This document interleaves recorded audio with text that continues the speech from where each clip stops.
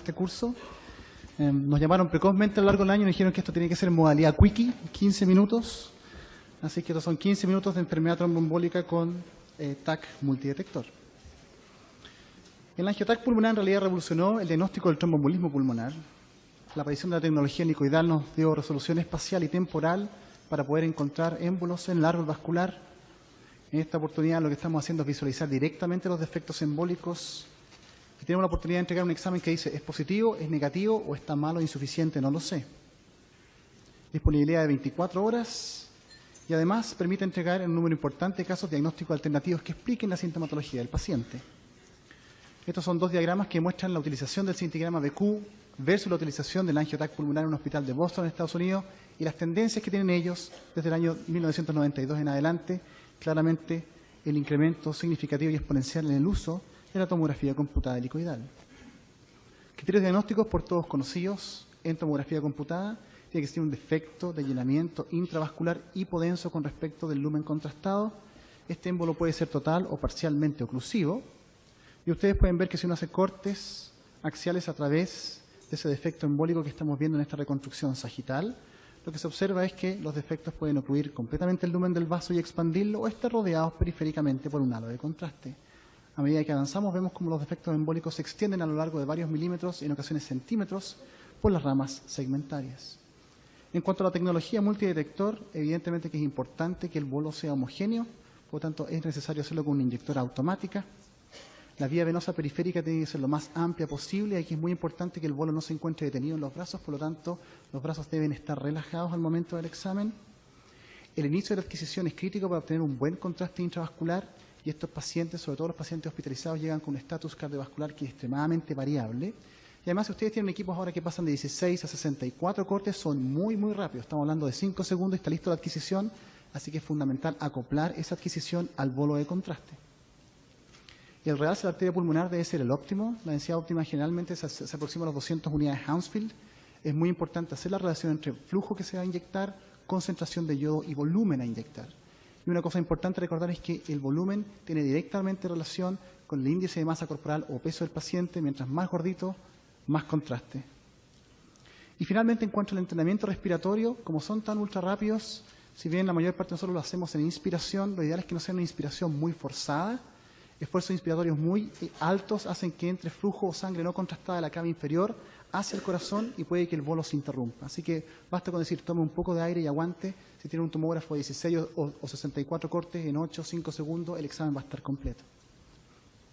Siempre interpretar una estación de trabajo, un rápido switch o cambio de ventanas entre la ventana pulmonar y la ventana de partes blandas que les permite a ustedes seguir continuamente las estructuras vasculares. Es más fácil identificar los artefactos y también a través de las reconstrucciones multiplanares ver tejido nodal o árbol bronquial. Aquí tenemos un defecto de llenamiento que ocluye en forma completa esta rama segmentaria. Cambiamos la ventana, vemos el bronquio acompañante y además el infarto periférico. En este caso tenemos múltiples, comillas, defectos de llenamiento que están en el centro y rodeados por un material hiperdenso. Eso puede corresponder a émbolos, sin embargo, si ustedes se dan cuenta, están inmediatamente medial a la arteria que está normalmente contrastada. Esos son bronquios llenos de secreciones, que es una causa frecuente de un mal diagnóstico de tromboembolismo pulmonar. La reconstrucción coronal, la arteria ampliamente permeable, los bronquios llenos de secreciones. Este es un ejemplo de importancia de los cambios switch de la ventana pulmonar. Paciente que ingresa con un foco de condensación en el lóbulo medio. Fundamentalmente lo que tenía es fiebre, no tanto dolor torácico, así que parece una neumonía. Angiotac para descartar tromboembolismo pulmonar, examen informado como negativo. En realidad, dentro de los vasos no se ve ningún defecto de llenamiento sugerente a un tromboembolismo pulmonar. Pero si ustedes se fijan aquí, tenemos un bronquio claramente visible en esta ventana pulmonar y acompañando a ese bronquio tenemos esta estructura que apenas se ve, puesto que no está contrastada en absoluto, que corresponde a una arteria totalmente ocluida. Aquí hay un tenue menisco en donde se ocluyó en forma proximal. El rápido cambio de ventana nos permite decir que, aunque no lo vea porque está completamente ocluido, eso es un tromboembolismo pulmonar segmentario. Ahora, ¿es el uso de las reconstrucciones multiplanares que se pueden obtener con el TAC multidetector mejor que hacerlo solamente con el eje axial? En realidad se han hecho varios estudios y la concordancia entre lo que uno ve en las imágenes coronales con las imágenes axiales es similares. Por ejemplo, aquí, pequeño defecto de llenamiento subsegmentario, se ve igual de bien la reconstrucción coronal. Otro pequeño defecto de llenamiento subsegmentario, la misma visualización como un defecto de llenamiento alargado en esta reconstrucción coronal. Ninguno de los estudios habla mucho en cuanto a qué es más tiempo efectivo. Así que evidentemente, como uno hace esto fundamentalmente en las estaciones de visualización, es mejor hacerlo en axial. Para hacer las reconstrucciones multiplanares, sagitales o coronales, hay que cambiarse a la estación de trabajo dedicada. Ustedes todos saben que nos permite la tomografía axial computada obtener criterios de severidad del tromboembolismo para poder manejar óptimamente los pacientes. Evidentemente que ese tromboembolismo pulmonar no tiene nada que ver con su pronóstico con respecto de este tromboembolismo pulmonar masivo central. Y se sabe ya de literatura que no es radiológica que los pacientes con tromboembolismo pulmonar tienen riesgo de claudicación ventricular izquierda. Y ese riesgo de claudicación ventricular izquierda, o sea, ventricular derecha, se puede ver tanto con ecotomografía como con tomografía computada. Y fundamentalmente tiene que ver con la disquinesia ventricular derecha, el riesgo de shock obstructivo y de mortalidad. Hay varios estudios que han salido en la literatura con tomografía computada. No todos son concordantes, pero la gran mayoría de ellos indica que mientras más sobrecarga haya de cavidades derechas, más dilatado va a estar el ventrículo derecho. Esto es válido siempre y cuando el paciente no tenga una enfermedad cardíaca preexistente. Y se sabe también que la dilatación de las arterias pulmonares no se correlaciona directamente con la mortalidad. Por lo tanto, los ejes axiales convencionales, evidentemente que cuando el ventrículo derecho tiene un diámetro mayor que la cavidad del ventrículo izquierdo, ese paciente está en riesgo de sufrir una claudicación ventricular. Es posible que en ese paciente se beneficie de una extracción o lisis de émbolos más que solamente de un tratamiento anticoagulante oral. El rendimiento del TAC detector único ya era relativamente bueno. Esto es el resumen de la literatura desde el año 92, del primer estudio hasta el año 2000. Aproximadamente una sensibilidad del 90% y especificidad del 95% para la detección de enfermedad tromboembólica pulmonar. Por lo tanto, si es tan bueno, ¿en qué mejora el rendimiento de la detección de TEP la aplicación de tecnología multicorte? Bueno, pequeña rama, ni siquiera sé cuál va a estar enferma. Aquí hay una rama segmentaria, la seguimos, aparentemente empieza a aparecer ahí un defecto, nuevamente pequeño defecto de llenamiento. Ahí está, hay un pequeño émbolo subsegmentario. ¿Es este émbolo realmente importante en este paciente que está recién operado de una magna cirugía aórtica? Eso es lo que no se sabe de ciencia cierta. ¿Qué importancia tienen clínicamente estos pequeños defectos de llenamiento o émbolos subsegmentarios? Se sabe que con la tecnología multidetector estos pequeños émbolos subsegmentarios son mejor visualizados que con la tecnología detector única. Aquí en un estudio de 3 lectores independientes, el mejor rendimiento con colimación de 3 milímetros, taque helicoidal único para visualización o porcentaje de visualización de arterias subsegmentarias, 40% de ellas bien visibles.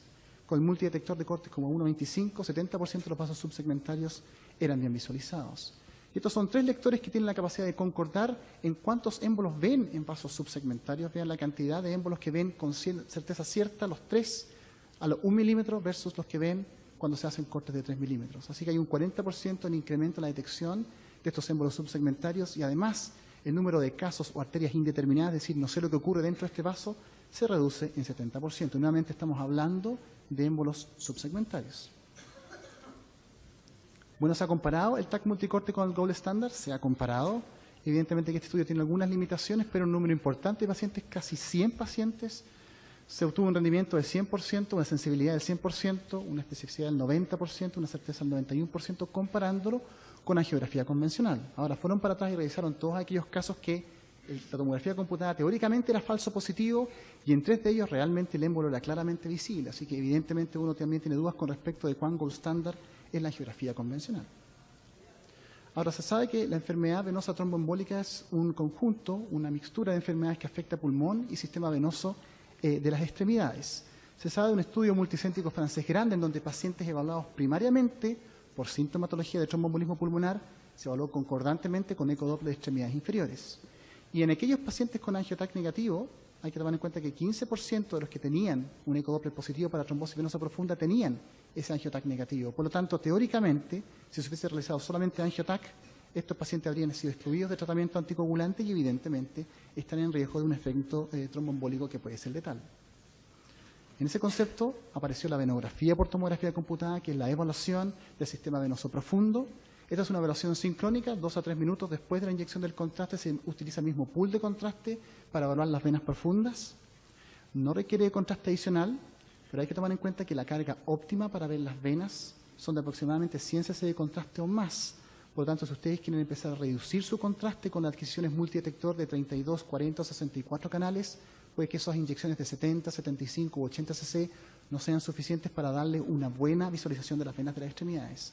Evidentemente que incrementa la dosis de radiación y hay una disputa ardua en la literatura de cómo debe evaluarse y desde dónde debe evaluarse la enfermedad tromboembólica del abdomen y de la pelvis. Yo tengo una opinión personal al respecto de eso y la voy a mostrar. ¿Qué es lo que se ve? Evidentemente, en este caso, una extensa trombosis venosa profunda, bilateral, venas femorales superficiales, profundas hipoplíteas, todas ocluidas con esos defectos de llenamiento hipodensos, que son los trombos primarios de la extremidad. ¿Cuáles son los beneficios? Evidentemente que en aquellos pacientes con un angio-TAC negativo o con un angio-TAC subóptimo, ustedes pueden ofrecerle inicio de tratamiento anticoagulante. A mi modo de ver es muy importante evaluar completamente la enfermedad o la carga tromboembólica. Es importante decir dónde hay con respecto de trombos proximales. En nuestra institución, trombo proximal en ilíaca común o en vena cava inferior amerita un filtro de vena cava. E incidentalmente uno puede detectar patología abdominopélvica oculta que puede explicar el mayor riesgo de tromboembolismo del paciente en cuestión. Evidentemente que la desventaja es la mayor dosis de radiación ionizante. Por lo tanto, una venografía es mejor hacerla desde aquí, desde el domo hasta el hueco popliteo. En la literatura hoy en día lo que se está recomendando cada vez más es hacerlo aquí, desde el acetábulo hasta abajo. Pero evidentemente aquí las venas ilíacas comunes y la vena cava inferior quedan excluidas. En este caso, tenemos aquí en esta reconstrucción sagital un trombo en la vena poplitea. Ustedes están de acuerdo conmigo que no se ve particularmente hipodenso y eso es solamente una advertencia. Cuando el trombo es agudo, el trombo se puede ver hiperdenso y por lo tanto puede ser difícil de visualizar post-contraste en una fase de equilibrio. Paciente con una carga embólica pulmonar no despreciable, por lo menos hay un gran defecto de llenamiento central. Este paciente, si no hubiésemos visualizado las venas ilíacas comunes y la vena cava inferior, jamás habíamos visto ese émbolo tan poco pequeño proximal y que merita en este caso un filtro, además del tratamiento anticoagulante. O este caso, una extensa enfermedad tromboembólica bilateral, prácticamente no hay posificación de ningún vaso segmentario. Femoral, popliteo normal. Si no hubiésemos mirado proximal, nunca nos habríamos dado cuenta que existe un trombo en la cava y una trombosis completa de ambas venas renales, causa por la cual el paciente estaba cayendo en insuficiencia renal. Por lo tanto, ¿puede con respecto a todo esto considerarse el angio-TAC multidetector el nuevo gold estándar? Bueno, debería haber salido el sol y cayó la noche, el 2006, cuando se publicó este estudio de la utilización de la tomografía computada multidetector para el diagnóstico de tromboembolismo pulmonar agudo, el estudio del PIOPET-2. El PIOPET-2 es un estudio multicéntrico en que utilizaron fundamentalmente escáneres de 4 canales. Gold Standard, bueno, evidentemente que con toda la literatura que había en ese momento se consideró no ético ofrecerle a todos los pacientes una angiografía para hacerlo como el Gold Standard, así que tuvo que hacerse un Gold Standard compuesto. El compuesto, para decir que un paciente tuvo TEP, es que haya tenido un BQ de alta probabilidad, decente, una angiografía positiva, más que decente, o un ultrasonido de extremidades inferiores positivo. ¿Ok? ¿A alguien se le empiezan a arrugar los pies? El compuesto para el TEP negativo es un BQ normal, aceptable, un angio negativo, más que aceptable, pero si no, es un combo entre que tenga una baja probabilidad, baja sospecha o un ultrasonido negativo. Y ya lo empezamos a encrespar cada vez más. Estos resultados se presentaron en una maratónica sesión en la RCNA del 2004, donde nunca vi que alguien quisiera comerse a los moderadores más que el público presente. En estos pacientes, para hacer el compuesto de TEP positivo, vean que un 25% tuvo que llegar al ultrasonido, pero para hacer el compuesto del TEP negativo, más de la mitad tuvo que recurrir al combo para decir que en realidad este paciente yo creo que no tuvo un tromboembolismo pulmonar. Y de acuerdo con esto, ahí están los resultados. Para angio-TAC multidetector, la sensibilidad del estudio demostró 83% y una especificidad del 96%. Afortunadamente, la edición de la venografía nos mejoró la sensibilidad a 90% y la especificidad a 95%. Ahora, claramente se demostró que la venografía incrementaba la sensibilidad del método, por lo tanto se recomienda sumarla a todos los pacientes. En este mismo estudio, de los 100 pacientes que tenían una venografía positiva, 15% tenían extensión proximal a la cava inferior o las ilíacas. Y aún así, el grupo recomendó hacer el estudio o la venografía desde el acetábulo hacia abajo. Bueno, no los quiero complicar con la tabla, pero la tabla significa cuál es la probabilidad post-test, de acuerdo a estos resultados, de que su paciente tenga un tromboembolismo pulmonar. Cuando hay alta sospecha y el examen es positivo, nadie va a pelear con nadie. Cuando el angio-TAC es negativo y hay baja sospecha, nadie va a pelear con nadie. Pero, si hay alta sospecha y yo tengo un angio-TAC negativo, ustedes le van a preguntar, está negativo, pero está negativo. Bueno, no peleen tanto porque solo ocurre en 3% de todos los casos esos. Que el clínico diga, no le creo, le quiero hacer algo extra. Ya, 3% decente. Pero miren lo que ocurre con la baja sospecha. En este caso, el valor predictivo positivo, a pesar de que ustedes le digan que ahí hay algo, teóricamente no es mayor al 38%. Y aquí hay un problema, puesto que es un escenario clínico frecuente. Y por lo tanto, al no creerle al TAC, muchos pacientes pueden ir a recibir tratamiento anticoagulante en forma innecesaria. Eso también varía con respecto a la arteria afectada. Ustedes pueden decir que en realidad ese émbolo es real, pero la literatura les impide decir que ese émbolo que estoy viendo yo en realidad sea positivo. Por lo tanto, hay varios defectos. El gold standard, el tipo de pacientes, todos gorditos, pero fundamentalmente que la técnica no fue meticulosa cuando uno evalúa con los investigadores en forma apropiada. Por lo tanto, y para resumir, ¿es el estudio de elección hoy día? Evidente que es el estudio de elección por la disponibilidad, por el rendimiento, porque entrega otra información muy útil.